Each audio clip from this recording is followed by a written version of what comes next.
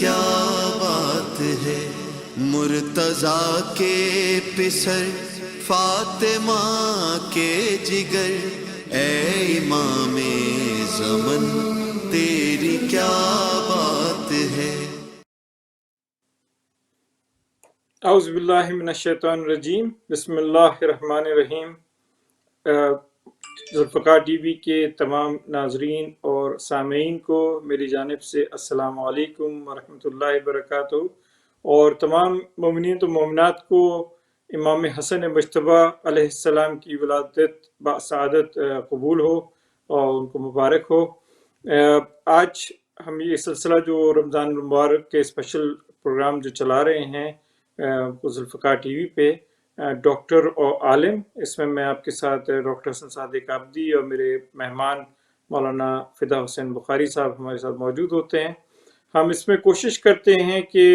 جس رمضان کے احکامات سے لے کے مختلف جو مسائل آتے ہیں رمضان کے، اس پہ ڈسکس کریں، اگر کوئی طبی مسئلہ ہو، شرعی مسئلہ ہو، پھر جیسے جیسے جو تاریخیں آ رہی ہیں، جس طرح پچھلے دنوں میں بی بی خدیجہ الکبریٰ سلام اللہ علیہ کی شہادت تھی، تو اس کے حساب سے مولانا صاحب نے تفصیلی گفتگو کی بی بی خدیجہ سلام اللہ علیہ کے۔ آج کیونکہ ولادت امام حسن علیہ السلام ہے،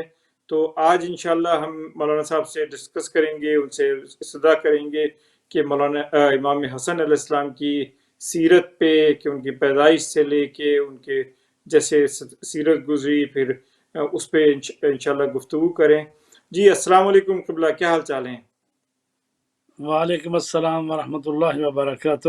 آپ کو امام حسن مجتبیٰ علیہ السلام کی ولادت مبارک ہو۔ جی اور میں میں بھی آپ سے اور ذوالفقار ٹی وی کی طرف سے تمام اپنے محترم سننے والے ناظرین کی خدمت میں ہدیہ تبریک عرض کرتا ہوں۔ اللہ تبارک تعالیٰ سے دعا کرتے ہیں کہ امام حسن مجتبیٰ کے صدقے میں ہماری مشکلات اللہ تبارک تعالیٰ آسان کرے، اور قیامت کے دن محمد و آل محمد کی شفاعت نصیب فرمائے انشاءاللہ۔ الہی آمین۔ جی قبلہ، تو آج ہم آپ سے گزارش کریں گے کہ امام حسن علیہ السلام کی سیرت پہ،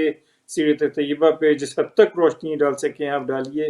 اور پھر آگے بڑھیں گے تو انشاءاللہ ہم کوشش کریں گے کہ صلح امام حسن علیہ السلام، جس پہ کافی امت مسلمہ میں کافی چیزیں بیان کی جاتی ہیں، تو ہم اس پہ بھی آپ سے کوشش کریں گے، اگر وقت کی تنگی نہ ہوئی تو اس پہ بھی انشاءاللہ کچھ آپ روشنی ڈالیے گا۔ تو سب سے پہلے تو ہمیں بتائیے امام حسن علیہ السلام کی ولادت کس طرح ہوئی، کہاں پہ ہوئی، پھر ان کے بچپنا کس طرح گزرا، تو اس کے بارے میں کچھ بتائیے ہمیں۔ جی بہت شکریہ۔ اعوذ باللہ من الشیطان الرجیم، بسم اللہ الرحمن الرحیم۔ الحمد للہ رب العالمین بار الخلائق اجمعین، والصلاة والسلام علی اشرف الانبیاء والمرسلین، سیدنا و نبینا و مولانا ابی القاسم محمد، والصلاة والسلام علی اہل بیتہ الطیبین الطاہرین المعصومین۔ اما بعد فقد قال اللہ تبارک و تعالی فی کتابہ المجید والفرقان الحمید وقولہ الحق۔ بسم اللہ الرحمن الرحیم، انا اعطیناک الکوثر فصل لربک وانحر ان شانک هو الابتر۔ محترم ناظرین و سامعین، آپ کی خدمت سلام عرض کرتے ہیں۔ آج 15 رمضان ہے اور حضرت امام حسن مجتبیٰ علیہ السلام کی ولادت باسعادت کا دن ہے۔ یہ وہ ہستی ہے کہ جو آیہ کوثر کی دوسری مصداق ہے۔ رسول پاک صلی اللہ علیہ وآلہ وسلم کے فرزندان جب بچپن میں فوت ہو گئے تو مشرکین نے کہنا شروع کر دیا کہ یہ تو ابتر ہیں، ان کی نسل ختم ہو گئی، اب ان کے مشن کو کون چلائے گا۔ اللہ تبارک تعالیٰ نے سورہ کوثر نازل کر کے فرما دیا کہ انا اعطیناک الکوثر، بے شک ہم نے آپ کو خیر کثیر اور کوثر عطا کی، اور کوثر جناب فاطمہ زہرا سلام اللہ علیہ کا لقب ہے۔ فرمایا کہ یہ اتنی عظیم نعمت ہے کہ اس کے شکرانے کے طور پر فصل لربک وانحر، اپنے رب کی نماز پڑھیے اور قربانی دیجیے۔ ان نشانہ کا ہو الابتر، بے شک آپ کا دشمن ہی ابتر اور بے نام نشان رہے گا۔ تو امام حسن مجتبیٰ جو ہیں یہ بی بی فاطمہ زہرا کے فرزند اول ہیں اور یہ پہلا ثمرہ ہے۔ تو آپ کا نام گرامی حسن ہے اور آپ کے القابات میں مجتبیٰ اور سبط اکبر ہے، اور کنیت آپ کی ابو محمد ہے۔ تاریخ ولادت 15 رمضان 3 ہجری، اور آپ کی امامت کا دورانیہ جو ہے وہ 21 رمضان 40 ہجری سے لے کر 28 صفر 50 ہجری تک، یعنی 9 سال 5 مہینے اور تقریباً 7 دن بنتے ہیں۔ اور آپ کی جو قبر اطہر ہے وہ ہے جنت البقیع مدینہ منورہ میں۔ تو یہ ہستی جو ہے یہ سورہ کوثر کا دوسرا مصداق ہے، سبط اکبر ہے،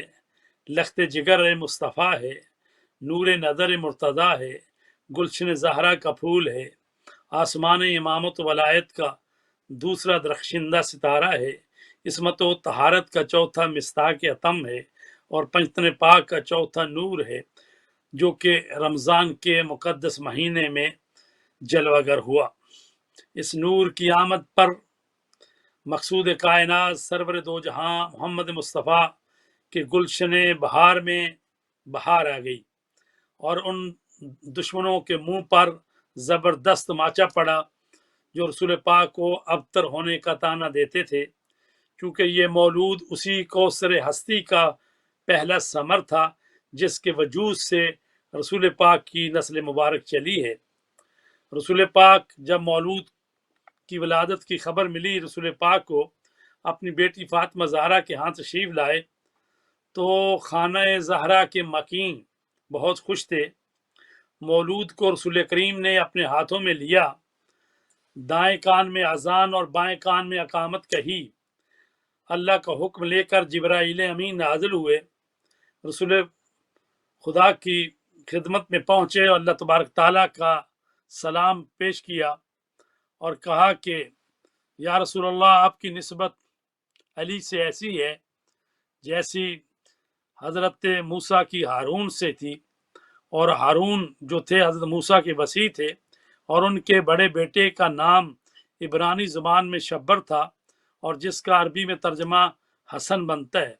تو لہٰذا آپ اللہ تعالیٰ کے حکم سے ان کا نام جو ہے حسن رکھیں۔ تو عزیزان گرامی،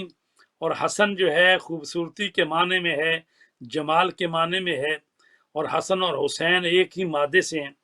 تو جن کے نام میں اللہ تبارک تعالیٰ اس چیز سے رکھے کہ جس کا معنی ہی حسن و جمال اور خوبصورتی ہو، تو جس کا نام اللہ رکھے تو یقیناً وہ ایسا ہی ہوتا ہے۔ کیونکہ جب ہم نام رکھتے ہیں تو چونکہ ہمیں تو معلوم نہیں ہوتا کہ آئندہ چل کر یہ بچہ جو ہے کیا کرے گا، تو ہم نام تو رکھ دیتے ہیں، مثلا علم الدین، مثلا دین کا علم، تو ہو سکتا ہے بڑے ہو کر وہ اول درجے کا جاہل ہو، ہم اس کا نام جمال الدین رکھتے ہیں تو آئندہ چل کے دیکھیں کہ وہ شکل ایسی بدی ہے تو جمال تو آیا ہی نہیں۔ تو لہٰذا اللہ تبارک تعالیٰ جو کہ خالق کائنات ہے، وہ جس کو جو فضیلت دینا چاہے اور جو نام دے تو ظاہر وہ انہی پر اس معیار پر پورا اترے گا۔ تو خود رسول پاک نے فرمایا اشبہتا خلقی و خلقی، اے میرے بیٹے تو صورت اور سیرت میں میری تصویر ہو، یعنی خلقت میں بھی مجھ جیسے ہو اور اخلاق کریمہ میں بھی مجھ جیسے ہو۔ تو یہ وہ امام حسن مجتبیٰ ہے کہ ایک مرتبہ گلی میں کچھ بچوں کے ساتھ امام حسن مجتبیٰ جو ہیں وہ مصروف تھے کھیلنے میں، رسول پاک کو حسن مجتبیٰ پر پیار آ گیا، آگے بڑھے، حسن کو آغوش میں لیا اور اپنے بیٹے حسن کے بوسے لیے اور ارشاد فرمایا، فرماتے ہیں حسن منی و انا منہ، حسن مجھ سے ہے اور میں حسن سے ہوں۔ بالکل اسی طرح جیسے امام حسین کے لیے مشہور ہے نا، حسین منی و انا من حسین، تو یہاں جو ہے فرمایا حسن منی و انا منہ، حسن مجھ سے ہے اور میں اس سے ہوں. احب اللہ من احب الحسن، اللہ تبارک تعالیٰ محبت کرتا ہے اس سے جو حسن سے، والحسین اور حسین سے محبت رکھے. اور ایک موقع پر فرمایا کہ لو کان العقل رجلا لکان الحسن، اگر اللہ تبارک تعالیٰ عقل کو انسان کے روپ میں بھیجتا، انسانی شکل میں بھیجتا، تو وہ حسن مجتبیٰ کی شکل میں آتی. تو یعنی سبحان اللہ کہ یہ وہ ہستی ہے کہ جس کو رسول پاک کہہ رہے ہیں عقل بھی اگر دنیا میں آتی تو حسن مجتبیٰ کی شکل میں آتی. تو یہ وہ ہستی ہے جو تصویر رسول ہے اور مجسمہ عقل ہے. حضرت عمر کے آزاد کردہ غلام اسلم کہتا ہے کہ میں نے دیکھا کہ رسول پاک کے کاندھوں پر حسن اور حسین سوار ہیں، تو میں نے انہیں مخاطب کر کے کہا اے شہزادو آپ کی سواری کتنی اچھی ہے. تو یہ سن کر پیغمبر اکرم صلی اللہ علیہ وآلہ وسلم نے فرمایا نعم الفارسان ہما، یہ دو اسوار بھی بہت اچھے ہیں. یعنی تو دیکھنے والے یہ کہہ رہا ہے کہ سواری اچھی ہے، تو لہٰذا سواری اچھی ہے تو اس سواری کے اسوار جو ہیں وہ کتنے بہترین اسوار ہیں، یعنی اس قابل ہیں کہ ان کے لیے خاتم النبیین سواری بن رہے ہیں. حضرت ابو ہریرہ کہتے ہیں کہ ایک دن حسن علیہ السلام رسول پاک کے پاس آ کر بیٹھ گئے. رسول پاک نے بڑی محبت سے اپنے نواسے کا منہ چوما اور 3 مرتبہ فرمایا اللہم انی احبہ فاحبہ واحب من یحبہ، خدایا میں حسن سے محبت رکھتا ہوں اور جو حسن سے محبت رکھے تو بھی اس سے محبت رکھ. پس جو رسول کریم صلی اللہ علیہ وسلم کی محبت کا دعوے دار ہے اسے چاہیے کہ امام حسن سے محبت رکھے تاکہ رسول کی محبت کا حقدار قرار پائے. اور اگر جنت چاہتے ہیں تو امام حسن مجتبیٰ اور امام حسین علیہ السلام ان دونوں سیدوں سرداروں کی سرداری کو قبول کرو، چونکہ رسول پاک کی حدیث ہے اور یہ متفقہ حدیث ہے، یعنی سنی شیعہ تمام کتابوں میں آئی ہے. رسول پاک نے فرمایا کہ الحسن والحسین سیدہ شباب اہل الجنہ، حسن اور حسین جنت کے جوانوں کے سردار ہیں. اور دوسری حدیث میں ہے کہ وہ ابوہما افضل منہما، اور ان کے بابا علی ان سے افضل ہیں. تو عزیزان گرامی رسول پاک تو خود شافی محشر ہیں، وہ تو یہ حدیث بیان فرما رہے ہیں. تو وہ کہہ رہے ہیں کہ جنت میں جو جائے گا اس کو حسن حسین کی سرداری قبول کرنی ہے. تو جنت میں تو اللہ کے نبی بھی جائیں گے، انبیاء جائیں گے، اولیاء جائیں گے، اوصیاء جائیں گے، اصحاب جائیں گے، ازواج جائیں گی، تو مومنین جائیں گے. پس جو جو جنت میں جائے گا اس کو حسن اور حسین کی سرداری قبول کرنی ہے، اور ان کے بابا علی تو ان سے بھی افضل ہیں. تو عزیزان گرامی یہ وہ ہستی ہے کہ جس کا میلاد ہے آج. واقعاً آج کا دن کتنا عظیم دن ہے کہ ان لوگوں کے منہ بند ہو گئے جو کہتے تھے رسول ابتر ہے، اس کی نسل نہیں چلے گی. تو امام حسن دنیا میں تشریف لائے تو رسول پاک کی بیٹی سے رسول پاک کی نسل چلی ہے. اور یہ بھی خاص امتیاز ہے، فرمایا کہ باقی لوگوں کی نسل ان کی اولاد سے چلتی ہے، بیٹوں سے، اسی طرح انبیاء کی، لیکن رسول پاک کی نسل چلی ہے تو وہ مولا علی علیہ السلام کی جو اولاد ہے اس کو رسول کی اولاد کہا گیا ہے. جناب فاطمہ الزہرا کی اولاد کو رسول کی اولاد کہا گیا. عزیزان گرامی کسی بھی شخصیت بننے میں جہاں ذاتی اوصاف کا ہونا بہت ضروری ہے، وہاں خاندانی اثرات جو ہوتے ہیں ان کی بھی اہمیت کا انکار نہیں کیا جا سکتا. انسان کی تربیت میں سب سے پہلے اس کے والدین کا عمل دخل ہوتا ہے، پھر اس کے اساتذہ کا، پھر معاشرے کا، ماحول کا. تو امام حسن علیہ السلام ایسی شخصیت ہیں کہ جن کے والدین بابا جان اور اماں جان دونوں معصوم ہیں، اور کائنات میں یہ واحد ایک ہی جوڑا ہے جو معصوم ہے. حتیٰ کہ رسول پاک کی بیویاں جو ہیں وہ معصومہ نہیں ہیں. وہ سورت تحریم پڑھ کے دیکھیں، اس میں کہا گیا ہے کہ اے نبی کی بیویوں، تم نے رسول کی راز کی بات کہہ دی، توبہ کرو، اگر تم توبہ نہیں کرتی تو رسول کا اللہ مولا ہے، جبریل مددگار ہے، اور صالح المومنین اس کا مددگار ہے، اور تمہارے دل ٹیڑھے ہو گئے ہیں، توبہ کرو۔ تو لہذا کائنات میں جو معصوم جوڑا ہے وہ ایک ہی ہے، مولا علی علیہ السلام اور ان کی زوجہ فاطمہ زہرا، یہ معصوم ہیں، اور حضرت مریم سلام اللہ علیہ معصومہ ہیں، لیکن ان کے شوہر نہیں ہیں، اللہ نے بغیر شوہر کے حضرت عیسیٰ کی ولادت کی ہے۔ تو عزیزان گرامی، تو بچے کی تربیت میں سب سے پہلے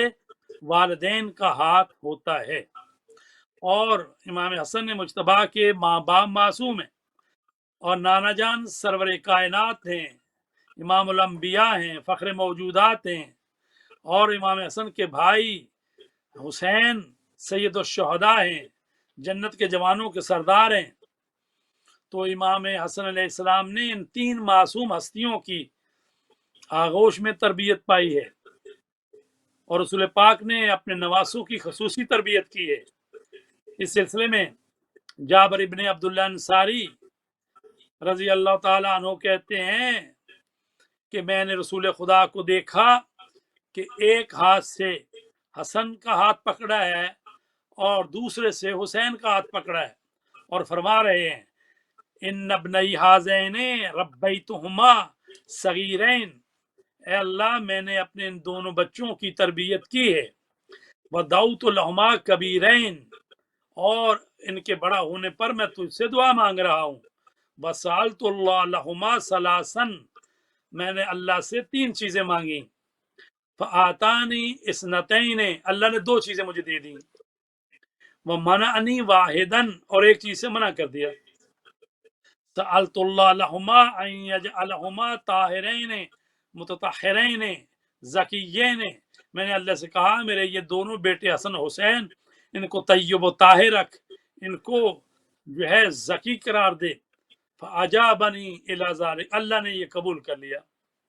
وسألت اللہ ان یقیمہما ذریتہما وشیتہما النار، اور دوسری دعا میں نے کی یا اللہ ان دونوں کی ذریت اور ان کے شیعہ ان کو آتش جہنم سے آزاد کر دے، ان کو جہنم کی آگ سے بچا،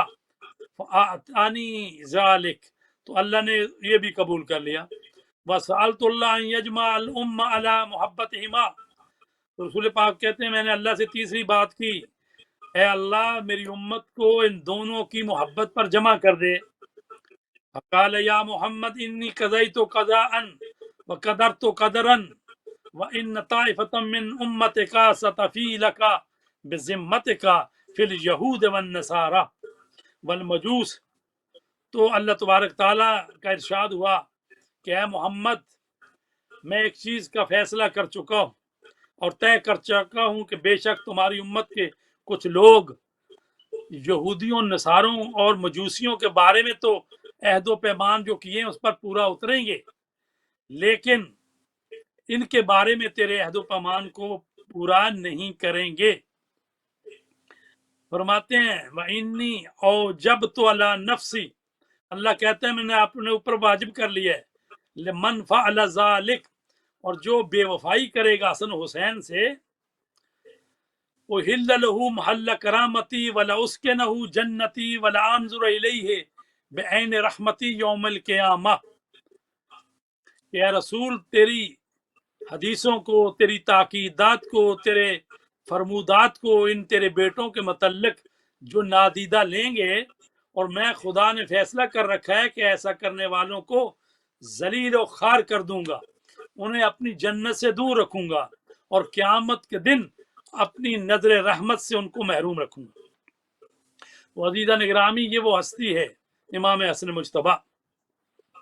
جناب فاطمہ زہرا سلام اللہ علیہا رسول پاک کے آخری دنوں میں اپنے دونوں بیٹوں کو لے کر اپنے بابا کے پاس آئیں، کہا بابا جان یہ آپ کے دونوں نواسے ہیں تو ان کو اپنی وراثت میں سے کچھ دیجئے۔ اس پر رسول پاک نے فرمایا अम्मल हसन फलहू हैबती व सुअददी व अम्मल हुसैन फ़इन्न लहू जुरअती व जूदी। हसन मेरी हैबत व सरदारी का वारिस है और हुसैन के लिए मेरी सखावत और शुजाअत है। तो रसूल पाक ने अपने नवासे इमाम हसन को अपनी हैबत और सरदारी दी और इमाम हुसैन को अपनी जुर्रत और सखावत अता की। रसूल पाक सल्लल्लाहु अलैहि वसल्लम ने इमाम हसन के मुतल्लिक फरमाया, इन इब्नी हाज़ा सय्यदुन वलअल्लाह अज़्ज़ व जल्ल युस्लिहु बैन फ़िअतैन मिनल मुस्लिमीन। मेरा बेटा हसन सैयद व सरदार है, शायद अल्लाह उसके वसीले से मुसलमानों के दो ग्रोहों में सुलह बरकरार करेगा। और ये आपने फरमाया था और ये बात जी पूरी हुई जब इमाम हसन मुजतबा को हुकूमत मिली और तकरीबन 6 महीने आपने हुकूमत की है, मुसलमानों के खलीफा रहे हैं। लेकिन अफसोस के अमीर मुआविया जो है, जिस तरह इमाम हसन के वालिद गिरामी के खिलाफ उसने जंग की थी, इसी तरह जी उसने फिर फौजें लेकर आया और इमाम हसन से जंग करने की तैयारियां जी हुई। जी जी किबला जी, अभी फिर हम आगे चलते हैं। पहले जरा एक सवाल भी आया है और उससे मैं रिमाइंड भी करा दूं लोगों को कि आप ये प्रोग्राम जुल्फ़कार टीवी पे देख रहे हैं। रमज़ान करीम के स्पेशल ओकेजन पे ये प्रोग्राम है, डॉक्टर और आलिम। इसमें आप कोई भी सवाल करना चाहें तिब्बी हवाले से या शरई हवाले से, नंबर नीचे मौजूद है व्हाट्सएप कॉल का 00447438 378187। इस पे आप ऑडियो वीडियो मैसेज भी भेज सकते हैं या अगर आप चाहें तो कॉल भी कर सकते हैं डायरेक्टली, या जिस तरह भी आप मुनासिब समझे आप कर सकते हैं। तो इसमें जो भी मसले हों उसको हम इंशाल्लाह डिस्कस करेंगे। एक सवाल भी आया था, मैं आपका सिलसिला वहीं से शुरू करेंगे। एक सवाल एक बहन ने पूछा था, टेक्स्ट किया था मुझे कि क्या हम रमज़ान में माउथ वॉश कर सकते हैं। तो अब इसमें क्योंकि हमने पहले दिन भी इसके मसले को किया था, लेकिन इसको फिर बहन को फिर वजाहत कर दीजिए आप कि माउथ वॉश के हवाले से क्या है।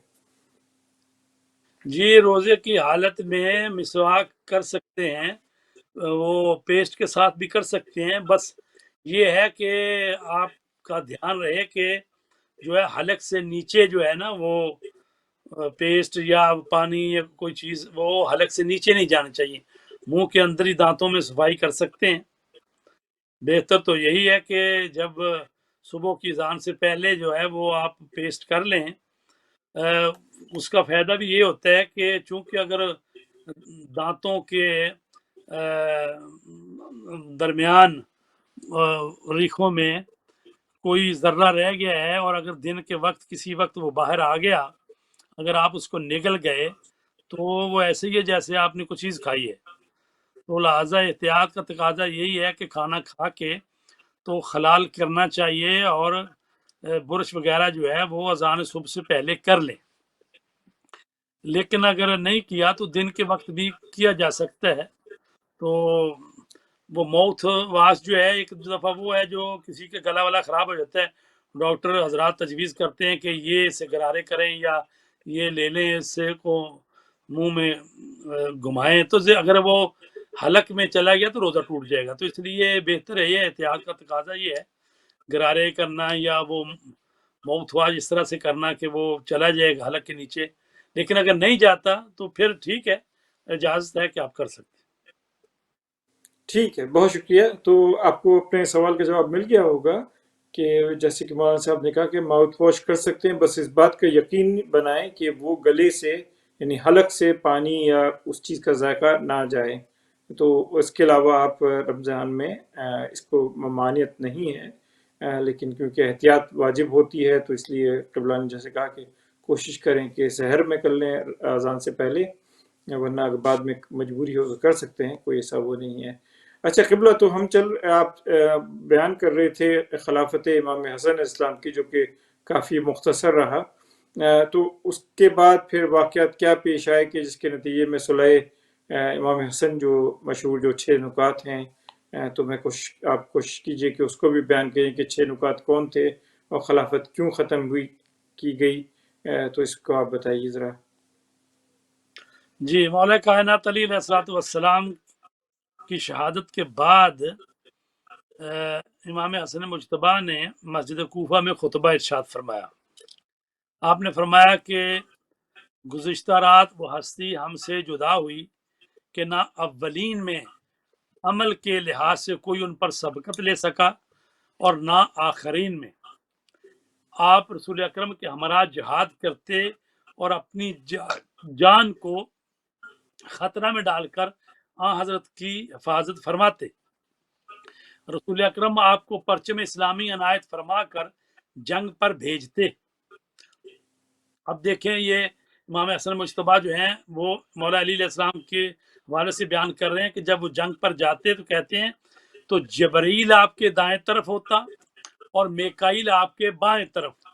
اور آپ فتح کر کے ہی لوٹتے۔ آپ کی شہادت اس رات میں ہوئی ہے جس میں عیسیٰ علیہ السلام کو عرش پر بلا لیا گیا۔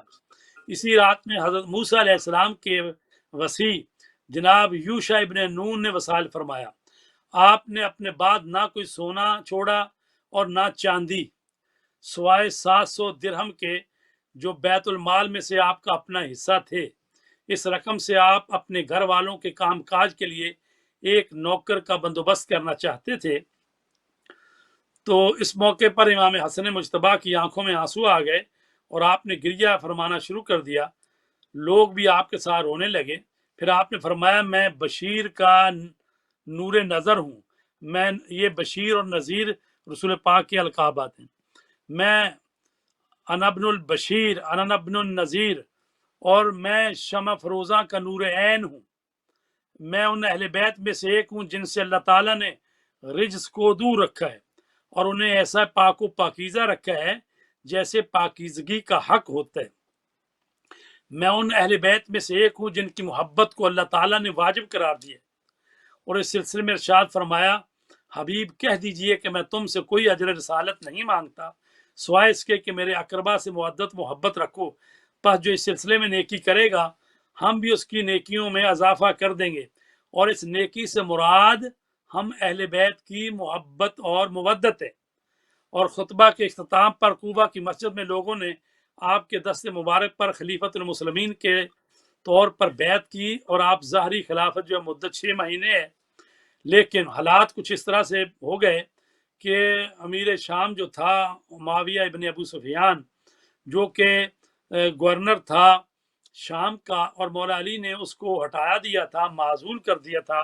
لیکن وہ بجائے اس کے کہ تسلیم ہوتا وقت کے خلیفۃ المسلمین کے سامنے، لیکن اس نے فوج اکٹھی کر لی اور جنگ کی، اور جنگ صفین پیش آئی، اور جنگ صفین میں 65,000 آدمی جو ہیں وہ معاویہ کی طرف سے مارے گئے، اور تقریباً 45,000 آدمی جو ہیں وہ حضرت علی کی طرف سے شہید ہوئے۔ تو یعنی اتنی بڑی جنگ ہے جنگ صفین کے، جس میں تقریباً 1,10,000 کے قریب مسلمان جو ہیں مارے گئے۔ تو اب جب امام حسن مجتبیٰ کی حکومت آئی ہے تو معاویہ نے پھر وہی کردار دہرانا شروع کیا اور اپنی فوجیں لے کر آگے بڑھا کوفے کی طرف۔ تو امام حسن مجتبیٰ نے اپنی فوج جو ہے روانہ کی اس کی طرف، لیکن افسوس کہ معاویہ نے، جیسے آج کل کی سیاست ہے کہ کسی کو پیسے سے خریدو، کسی کو دھمکی سے خریدو، کسی کو لالچ دو، کسی کو کوئی حربہ، تو اس نے وہ حربے آزمائے، اور امام حسین حسن کی جو 12,000 کا لشکر تھا، ہراول دستہ جس کو کہتے ہیں، اس میں سے 8,000 لوگ جو ہیں، یعنی جو اب پہلے ان کا امیر جو ہے وہ لاکھوں دینار لے کر معاویہ کے ساتھ مل گیا، اور 8,000 کی فوج، تو 4,000 ہراول دستہ رہ گیا۔ اس کے علاوہ پھر دوسری بھی آپ نے فوج جمع کی، لیکن حالات ایسے ہو گئے کہ ادھر جو ہے معاویہ نے بھی پروپیگنڈا بھی شروع کر دیے، اور امام حسن کی فوج میں جہاں مخلصین بھی تھے وہاں جو ہے خارجی بھی تھے، منافقین بھی تھے، اور مختلف قبائل کے لوگ تھے۔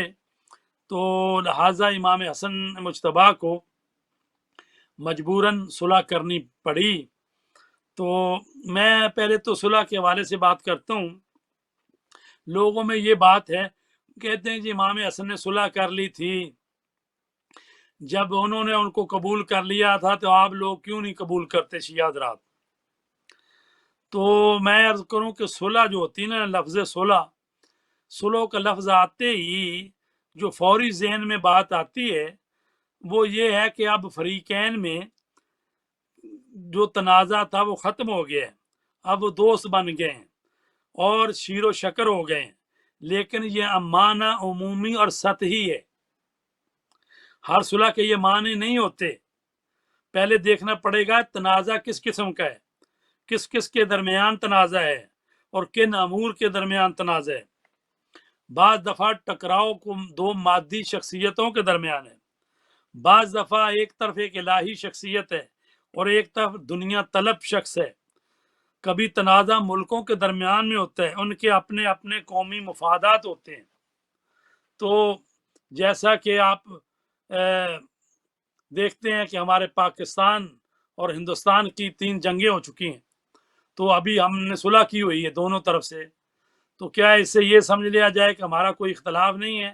ہم نے ایک دوسرے کو جو ہے وہ حق تسلیم کر لیا ہے؟ ایسی بات تو نہیں ہے. تو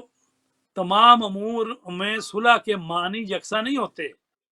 الہی شخصیت اپنے امور میں ہمیشہ خداوند عالم کو مد نظر رکھتا ہے اور مادی شخصیت اکثر اوقات دنیا کو اپنا مطمع نظر بناتا ہے. اگر ان کے درمیان کسی امر میں تنازع کے بعد صلح ہو تو ظاہر ہے ایسا ہی راستہ ہوگا جس میں درمیان میں صلح کی نوعیت ایسی ہوگی کہ جہاں پر کوئی مشترکہ چیز، یعنی ظاہر ہے جب بھی کسی کے درمیان صلح ہوتی ہے تو کوئی ایسی بات ہوتی ہے جس پر دونوں راضی ہو جاتے ہیں. تو وہ کون سی بات ہے اس کو ہم ہی بتائیں گے ابھی کہ امام کی جو شرائط صلح کی. تو ہم بتاتے ہیں کہ جس طرح سے دیکھیں ایران عراق کی 8 سال تک جنگ رہی، حالانکہ ایران بھی اکثریتی شیعہ ملک ہے اور عراق بھی اکثریتی شیعہ ملک ہے، اور 8 سال جنگ رہی اور صدام ملعون نے حملہ کیا تھا اور لاکھوں انسان جو مارے گئے، کتنے بے گناہ شہید ہوئے، کتنے اسیر ہوئے، نقصان ہوا. تو عراق کی قیادت صدام جیسا فرعون کر رہا تھا اور جس نے ایران پر جنگ مسلط کی، اور ایران کی قیادت جو ہے امام خمینی جیسی الہی شخصیت کے ہاتھوں میں تھی. 8 سال کی جنگ کے بعد اقوام متحدہ کی قرارداد کو زہر کا پیالہ کہہ کر امام خمینی نے منظور کیا اور اس طرح جنگ رک گئی اور کہا جانے لگا کہ عراق و ایران میں صلح ہو گئی. تو اس طرح کی جنگ بدی کا بھی صلح ہی کہتے ہیں. تو جسی طرح میں نے کہا کہ پاکستان اور ہندوستان میں بھی کئی جنگیں ہو چکی ہیں. تو بس مطلب یہ ہے کہ ہر صلح کا مطلب یہ نہیں ہوتا کہ تمام امور میں صلح ہو گئی ہے اور کسی قسم کا اختلاف نہیں رہا یا کہ دونوں فریق حق پر ہیں، یہ نہیں ہوتا مطلب. اس کی سب سے بڑی مثال صلح حدیبیہ کی ہے، جس میں رسول پاک نے مشرکین مکہ سے معاہدہ کیا کہ 10 سال تک جنگ نہیں ہوگی، کوئی تنازع. تو کیا اس کا مطلب یہ ہے رسول پاک نے وہ کافروں سے صلح کر کے صلح حدیبیہ، تو کیا آپ نے ان کو تسلیم کر لیا حق اور انہوں نے رسول پاک کو تسلیم کر لیا؟ ایسا نہیں تھا، بلکہ یہ تھا کہ بھی 10 سال تک ہم جنگ نہیں کریں گے. تو مطلب ہے باقی بھی جو شرطیں اس میں تھیں. تو کوئی مسلمان ایسا ہرگز تصور بھی نہیں کرتا. بلکہ اس کے بعد 8 ہجری میں کفار مکہ کی عہد شکنی کے بعد لشکر اسلام نے مکہ فتح کر لیا. تو ان مثالوں کو سامنے رکھتے ہوئے صلح کا مطلب جو ہے یہ نہیں کہ فریق ثانی حق پر ہے، بلکہ کبھی اہم مقاصد کے حصول کے لیے یہ حکمت عملی اپنانا پڑتی. اسلام امن اور سلامتی کا دین ہے، اصل اولی تو صلح اور دوستی ہے، اور اسلام میں جبر و اکراہ نہیں ہے. دین فطرت کو فطری طریقوں سے ہی ترقی دی جا سکتی ہے. البتہ جو دین کے رستے میں رکاوٹ ہوں اور سنگ گراں ہوں تو ان کو ہٹانے کے لیے جہاد کا حکم دیا گیا ہے. اور اگر اسی طرح ہدف تک پہنچنا مؤثر نہ ہو تو صلح کے دروازے سے پہنچا جاتا ہے. بس جس طرح تو اسی پہ ہم چلتے ہیں. جب جو ایک خاص اعتراض جیسے آپ نے بجا فرمایا کہ لوگ کہتے ہیں کہ امام حسن علیہ السلام نے صلح کر لی، تو ایک عام مفہوم میں یہ تھا کہ جی انہوں نے شاید معاویہ کی حکومت کو مان لیا یا معاویہ کے دوست بن گئے تو پھر امام حسین نے جہاد کیوں کیا؟ تو جب ہم شرائط دیکھتے ہیں صلح امام حسن علیہ السلام کی، تو اس کی پہلی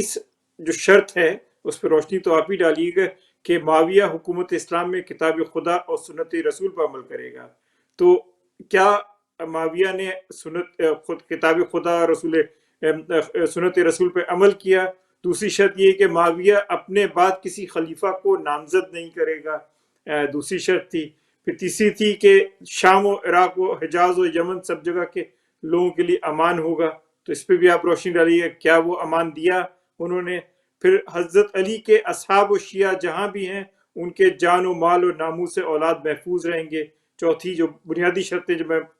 خاص آپ سے کر رہا ہوں تاکہ اس پہ کیوں وقت کی تنگی ہے تو پھر ہم کوشش کریں گے کم از کم بنیادی اس پہ۔ اور معاویہ حسن ابن علی اور ان کے بھائی حسین ابن علی اور خاندان رسول میں سے کسی کو بھی کوئی نقصان پہنچانے یا ہلاک کرنے کی کوشش نہ کریں گے، نہ خفیہ طریقے پر اور نہ علانیہ، اور نہ میں کسی کو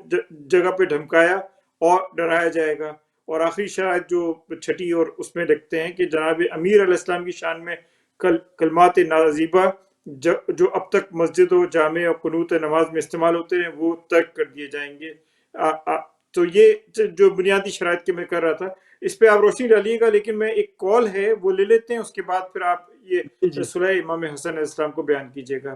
جی کون صاحب ہیں پلیز؟ السلام علیکم ورحمۃ اللہ وبرکاتہ۔ میرا نام محمد ہے اور میں سب سے پہلے آپ لوگوں کی تعریف کرنا چاہتا ہوں، بہت ہی محنت سے اور بہت ہی خوبصورت انداز سے آپ لوگ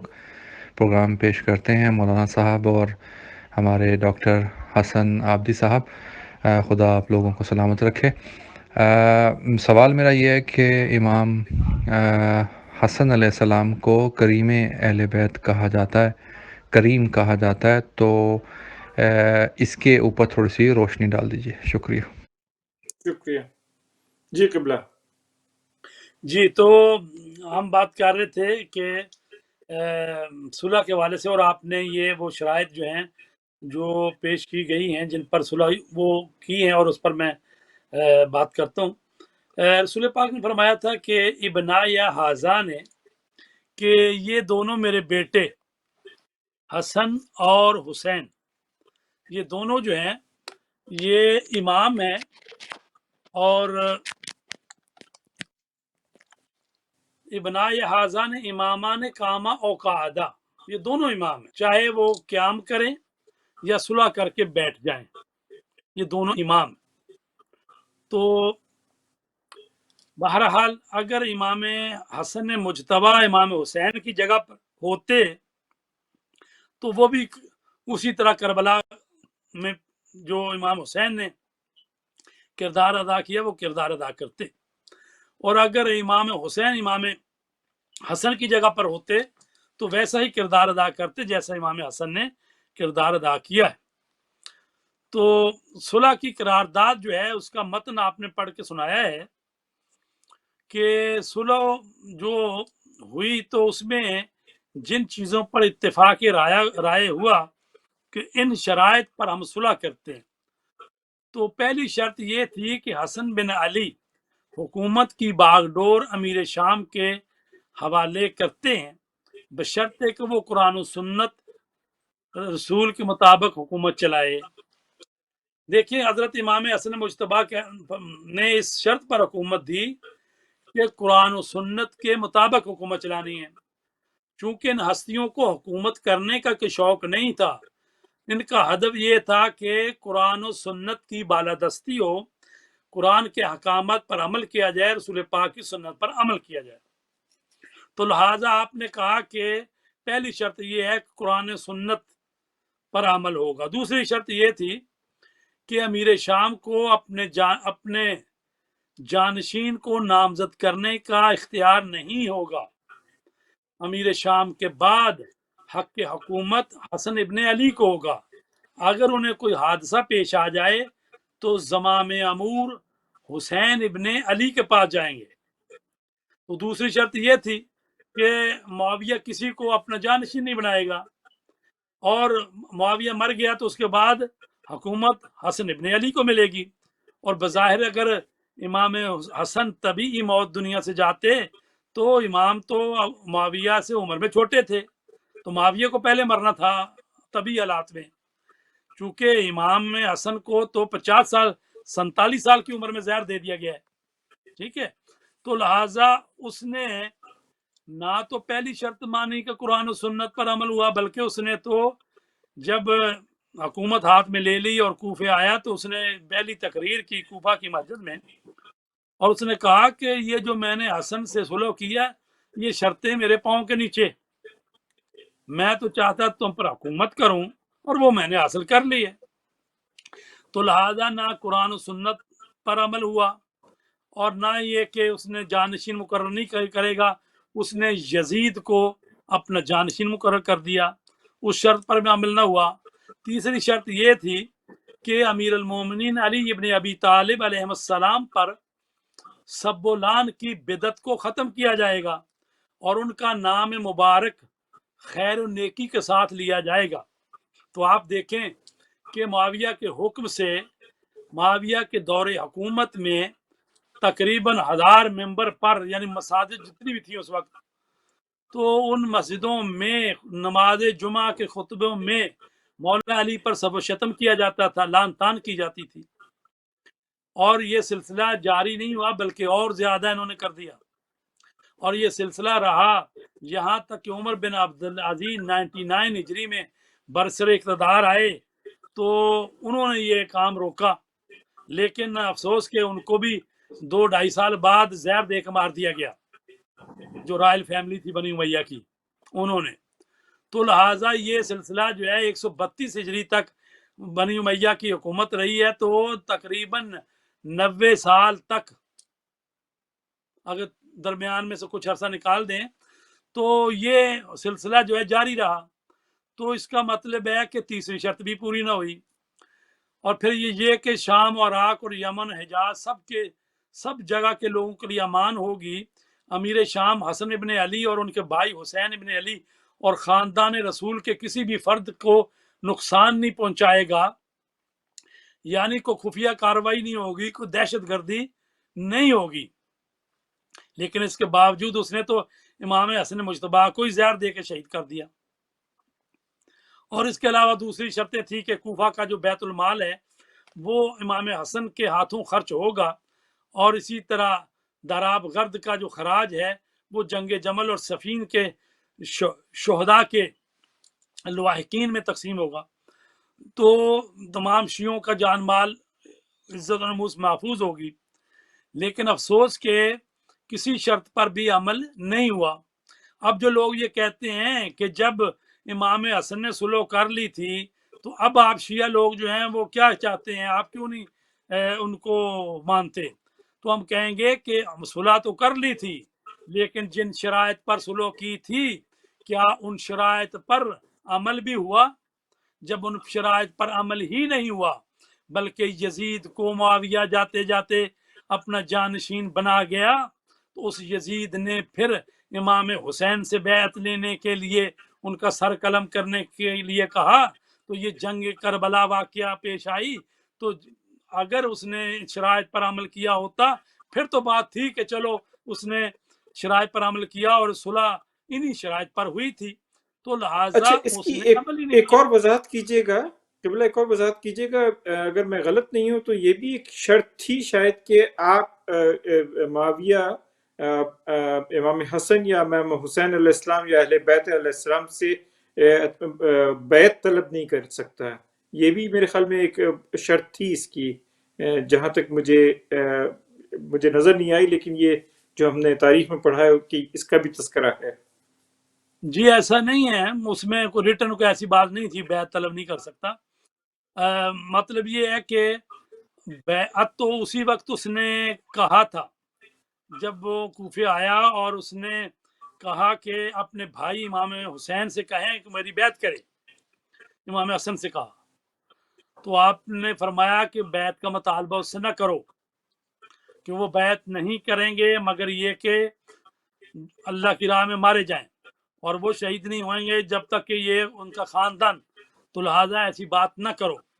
تو لہٰذا وہ یعنی ریٹن کے طور پر نہیں آئی تھی،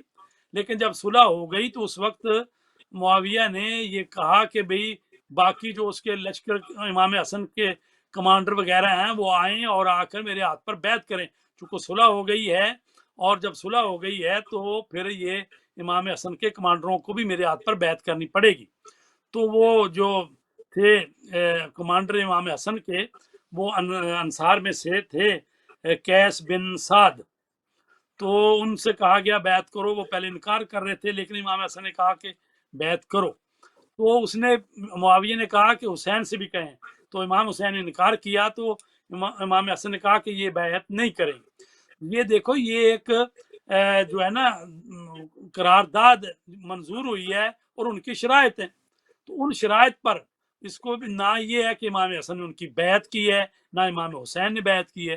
اگر بیعت کی ہوتی تو پھر وہ کہتے کہ بھئی کل آپ نے بیعت کر لی تھی، اب اس کا بیٹا یزید آ گیا، اب کیوں نہیں بیعت کرتے؟ تو لہٰذا بیعت نہیں کی گئی، صرف صلح ہوئی ہے۔ اور میں نے جیسے کہ یہ حکومتوں کے حوالے دیے ہیں کہ جیسے کہ بھئی پاکستان کی حکومت اور ہندوستان کی حکومت کے درمیان وہ 71 کی جنگ کے بعد یا باقی جنگیں ہوئی، صلح ہوئی، تو اس میں کچھ نہیں، کوئی نہیں کہتا کہ ایک حکومت نے دوسرے حکومت کی بیعت کر لی، یہ کہتے ہیں جی ہاں، یہ قرارداد ہے، یہ اس کا مواد ہے، یہ متن ہے، اس پر دونوں نے ایگری کر لیا، اور ظاہر ہے جب وہ ڈاکومنٹ ایک دوسرے کو دیتے ہیں، فائلیں دیتے ہیں، ہاتھ بھی ملاتے ہیں۔ خوب، اگر کوئی اس ہاتھ ملانے کو کوئی کہے جی صلح ہو رہی ہے، بیعت ہو رہی ہے، یہ بیعت نہیں ہو رہی، یہ جیسے ہوتا ہے کہ صلح نامہ کر کے تو دونوں کو لکھ کے اور اس دستخط کر کے ایک دوسرے کو تبادلہ ہوتا ہے دستاویز کا، تو اس وقت ہاتھ بھی ملائے جاتے ہیں۔ تو اگر اس کو آپ اگر بیعت کہہ لیں تو یہ بیعت نہیں ہے۔ لہذا بیعت وہ ہوتی ہے کہ میں آپ کو اپنا امام اور قائد اور رہبر مانتا ہوں اور آپ کی حکومت کو قانونی تسلیم کرتا ہوں، اور میں اپنا جان مال سب کچھ آپ پر قربان کرنے کے لیے تیار ہوں جب بھی آپ کہیں۔ تو ایسی تو بات ہی نہیں ہے، بلکہ تاریخ میں ملتا ہے کہ امام حسن جب سلو کر کے واپس جا رہے تھے تو معاویہ نے ان کو خط لکھا جب وہ جا رہے تھے مدینے کی طرف کہ فلاں مقام پر خارجیوں نے بغاوت کی ہوئی ہے، آپ جاتے جاتے جو ہے نا ان کا خبر لیتے جائیں، وہ بغاوت کچل کر کے جائیں، کچل دیں۔ تو آپ نے جواباً کہا کہ اگر مجھے جنگ ہی کرنی ہوتی تو سب سے پہلے میں تیرے ساتھ نا جنگ کرتا، تو میں نے تو اس لیے تجھے چھوڑا ہے کہ تاکہ امت مسلمہ کا خون نہ بہے۔ تو لہٰذا انہوں نے تو یہ کہا میں نے تجھے چھوڑا ہے، درختوں کا میں نے تجھے چھوڑا ہے اس لیے، مطلب یہ ہے کہ یہ تو چاہتے تھے کہ چونکہ رسول پاک نے فرمایا تھا کہ میرا بیٹا حسن جو ہے وہ مسلمانوں کے درمیان دو گروہوں میں صلح کرا دے گا، اور وہ اس لیے ہے کہ امام حسن نے دیکھا کہ اس طرح سے لوگ مولا علی کے دور میں بھی اتنے لوگ مارے گئے ہیں، تو ابھی بھی چونکہ جنگ کے لیے تو آئے ہوئے تھے، لشکر آمنے سامنے آئے ہوئے تھے، تو امام نے دیکھا کہ میری اپنی فوج جو ہے اس میں اس درجے کے لوگ نہیں ہیں جو آخری دم تک لڑنے مرنے کے لیے تیار ہیں، بلکہ ایسے لوگ تھے جو کہ خط لکھ لکھ کے معاویہ کو بھیج رہے تھے کہ ہمیں موقع ملا تو ہم جنگ کرتے ہوئے ہی حسن کے خیمے پر حملہ کریں گے یا ان کو پکڑیں گے اور اس کو پکڑ کر تیرے حوالے کریں گے۔ تو لوگوں نے ایسے ایسے اس سے وعدے لیے ہوئے تھے، کسی نے وعدہ لیا تھا فلاں ملک کی گورنری کا، کسی نے کہا تھا، کسی کو وعدہ دے رکھا تھا کہ میں اپنی بیٹی کا رشتہ دوں گا، کسی سے کوئی، کسی سے مال، کسی سے کچھ، چونکہ وہ سارے حربے وہ استعمال کرتا تھا آج کل کی جو حکومتیں کرتی ہیں۔ اور آج کل تو جو سیاست چل رہی ہے حقیقت میں سیاست معاویہ چل رہی ہے۔ تو لہذا جی امام نے یہ سوچ کر کے یہ جو کچھ لوگ مخلصین ہیں تو یہ بھی جنگ میں مارے جائیں گے، تو اس لیے آپ نے ہاتھ کھینچ لیا، اور جو شرطیں امام کی طرف، اور پھر یہ ساری وہ شرطیں ہیں جو امام نے لکھوائی ہیں اور معاویہ نے قبول کر لیا ہے۔ تو یہ علیحدہ بات ہے کہ اس نے اس پر عمل نہیں کیا اور اس کی حقیقت کھل کر سامنے آ گئی ہے، یعنی ان کے چہرے پر جو مسلمانی کا پردہ تھا، امام حسن نے ان کے نفاق کا پردہ چاک کر دیا کہ دیکھو نہ یہ کسی قرآن سنت پر عمل کرتے ہیں، نہ یہ امام علی کو برا بھلا کہنے سے باز آتے ہیں، اور نہ یہ اپنے بعد یعنی خلافت کو انہوں نے وراثت بنا لیا ہے اور ملوکیت بنا لیا ہے، اور اپنے بعد جو ہے کس طرح سے انہوں نے یزید کو اپنا جانشین بنا لیا۔ جی قبلہ وقت کی تنگی ہے، لیکن میں ایک چیز، جب صلح امام حسن علیہ السلام، اس کے بعد جو پھر واقع کربلا پیش آیا جس پہ کیونکہ یزید نے بیعت طلب کی امام حسن علیہ السلام سے، اور امام حسن علیہ السلام نے اس کا انکار کیا، کیونکہ جتنی بھی شرائط صلح امام حسن تھی اس پہ کوئی عمل نہیں ہوا تھا، اور وہ یزید تو بالکل ہی اس کے گیا گزرا تھا۔ تو تاریخ میں جو اہل سنت کی تاریخ میں بھی کہتے ہیں کہ صرف امام حسینی نے نہیں انکار کیا، بلکہ خلیفہ دوم کے بیٹے عبداللہ ابن عمر نے بھی انکار کیا تھا، اور شاید عبداللہ ابن زبیر نے بھی انکار کیا تھا بیعت یزید کرنے سے۔ تو اس کے بعد کے واقعات کا مجھے نہیں پتا کہ انہوں نے کیا بیعت کر لی تھی نہیں کی تھی، لیکن انیشلی یہ تین جو بڑی شخصیات اس زمانے میں مدینہ میں ہوتی تھی، ان تینوں نے انکار کیا تھا۔ تو اس پہ ذرا روشنی ڈال دیجیے گا تاکہ اہل سنت برادری جو کہتی ہے تو ان اور کو بھی اندازہ ہو۔ کہ ٹائم بالکل ختم ہو گیا ہے۔ ایسا ہے کہ جی عبداللہ ابن زبیر نے بیعت نہیں کی تھی، عبداللہ ابن عمر نے بیعت نہیں کی تھی، اور عبد الرحمن ابن ابو بکر نے بیعت نہیں کی تھی، اور حسین ابن علی جی نے بیعت نہیں کی تھی۔ جی جی عبد الرحمن چار جی کی وفات ہو گئی تھی۔ عبداللہ ابن زبیر جو ہیں وہ مدینہ سے فرار کر کے مکہ پہنچ گئے تھے، اور جب یزید مر گیا ہے تو اس کے بعد اس نے بغاوت کر دی اور اس نے لوگوں سے بیعت لے لی۔ خلافت 9 جی سال اس نے حکومت کی ہے عبداللہ ابن جی ہاں زبیر نے مکے میں، اور اس کو پھر حجاج بن یوسف نے قتل کیا ہے اور اس کی حکومت ختم کی ہے۔ اور عبداللہ ابن عمر جو تھے اور وہ ڈر گئے اور انہوں نے بعد میں بیعت کر لی تھی۔ ٹھیک ہے، تو ایک سوال تھا کہ حضرت امام حسن مجتبیٰ کو کریم اہل بیت کہا جاتا ہے۔ کریم کا مطلب ہوتا ہے جو بہت زیادہ کرم کرنے والا، سخاوت کرنے والا، لوگوں کے ساتھ بڑے اچھے سلوک سے پیش آنے والا۔ تو چونکہ امام حسن مجتبیٰ جو ہیں وہ اخلاق کریمانہ کے وارث تھے، رسول پاک کے اخلاق کے وارث تھے، اور رسول پاک کو کہا گیا انک لعلی خلق عظیم۔ تو امام حسن مجتبیٰ نہایت صبر والی شخصیت تھی، اور ان کے سامنے مدینہ کی گلی میں کھڑے ہو کر ایک شام سے آیا ہوا شخص بکواس کر رہا تھا اور لان تان اور گالی گلوچ کچھ کر رہا تھا مولا علی علیہ السلام پر، اور امام حسن سنتے رہے، اور جب خاموش ہوئے تو کہا کہ بھی لگتا ہے کہ تو مجھے پہچانتا نہیں ہے، اور تو ایسے علاقے سے ہے کہ جہاں پر ہمارے لیے ایسے ہی الفاظ بولے جاتے ہیں۔ تو جب ان کو سمجھایا کہ بھائی اگر تو مسافر ہے تو اگر تجھے ضرورت ہے جگہ کی تو میں تجھے جگہ دینے کے لیے تیار ہوں، اگر تجھے زاد و راہ چاہیے، نان و نفقہ چاہیے، میں دینے کے لیے تیار ہوں۔ تو جب یہ باتیں امام سے سنی تو اس نے کہا اللہ ہی جانتا ہے کہ اپنی رسالت کو کس مقام پر رکھے، اور اس نے کہا کہ میں آج کے بعد جتنا پہلے آپ کا دشمن تھا اتنا ہی آپ کا دوست ہو گیا ہوں، اور مجھے یقین آ گیا ہے کہ آپ ہی اہل بیت اطہار ہیں اور آپ ہی رسول پاک کے وارث ہیں۔ تو آپ کا دسترخوان مشہور تھا، اور رسول پاک حضرت علی کے زمانے میں بھی جب حضرت علی کے پاس ایک شخص آتا ہے کہ مجھے کھانا کھائیے، کھانا دیجیے، تو آپ نے جو اپنے سوکھے روٹی کے ٹکڑے جو کے کھانے لگے، کہا کہ بھائی اگر میرا کھانا کھانا ہے تو یہ میرے پاس ہیں، کھا لو۔ تو اس نے تھوڑا سا ٹرائی کی تو اس نے کہا جی یہ تو بہت سخت ہے، یہ تو چبائے نہیں جا رہے، تو کوئی اور گھر بتائیں کہ جہاں کہ میں تھوڑا اچھا کھانا کھا لوں۔ تو آپ نے فرمایا کہ جاؤ پھر حسن مجتبیٰ کے دسترخوان پہ چلے جاؤ، اور وہ آئے اور وہاں پر آ کے کھانا کھا رہے تھے اور کچھ کھانا علیحدہ کر رہے تھے۔ تو امام حسن نے کہا کہ بھائی جب جاؤ گے نا تو آپ کو ساتھ بھی دے دیا جائے گا کھانا، آپ تسلی سے کھانا کھائے۔ اس نے کہا کہ میں اپنے لیے نہیں، میں نے تو مسجد میں دیکھا ہے کہ ایک بزرگوار جو ہیں وہ وہاں پر موجود ہیں تو ان کے پاس روٹی کے ٹکڑے خشک وہ کھا رہے تھے، تو میں چاہتا ہوں ان کے لیے لے جاؤں۔ تو آپ نے کہا کہ یہ انہی کا دسترخوان ہے، وہ شخصیت جو ہیں وہ امیر المومنین ہیں، وہ مولا کائنات علی علیہ السلام ہے، تو لہٰذا یہ امام حسن مجتبیٰ کریم ہے، ان کا لقب ہے کریم اہل بیت۔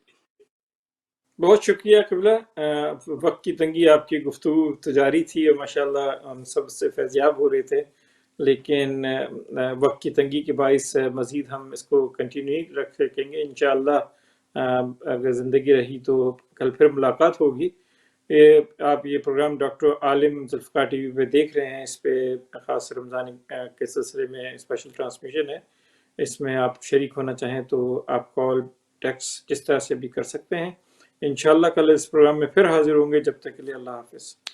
کہ وطن تیری کیا بات ہے، مرتضیٰ کے پسر